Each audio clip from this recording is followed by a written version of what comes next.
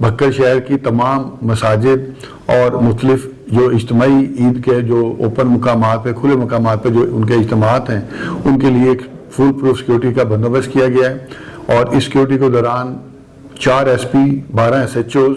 6 چوکی انچارج اور 100 کے قریب اپر سبارڈینیٹ اور 450 کے قریب جو کانسٹیبلز ہیں وہ ڈیوٹی پر تعینات ہوں گے۔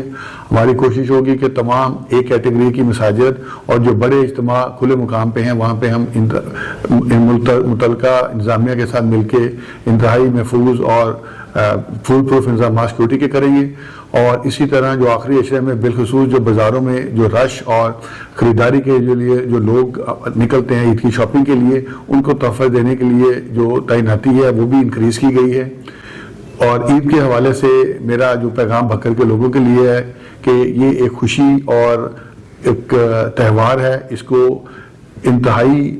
جوش و خروش سے منانا چاہیے، لیکن اس جوش و خروش میں اپنے اور دیگر عوام کے حفاظت اور خیالات اور ان کی حفاظت کا بھی خیال رکھنا چاہیے، خاص طور پہ ون ویلنگ، ہوائی فائرنگ، آتش بازی اور ایسے کسی بھی غیر قانونی فعل جس سے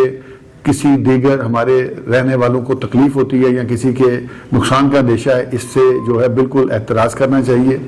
اور اپنی خوشیوں میں غربا اور جو ہمارے جو ولنریبل جو سیکشن ہے ان کو خوشیوں میں اپنے ساتھ شامل کرنا چاہیے۔ بھکر کے تمام شہریوں کو میری طرف سے دلی عید مبارک بولوں۔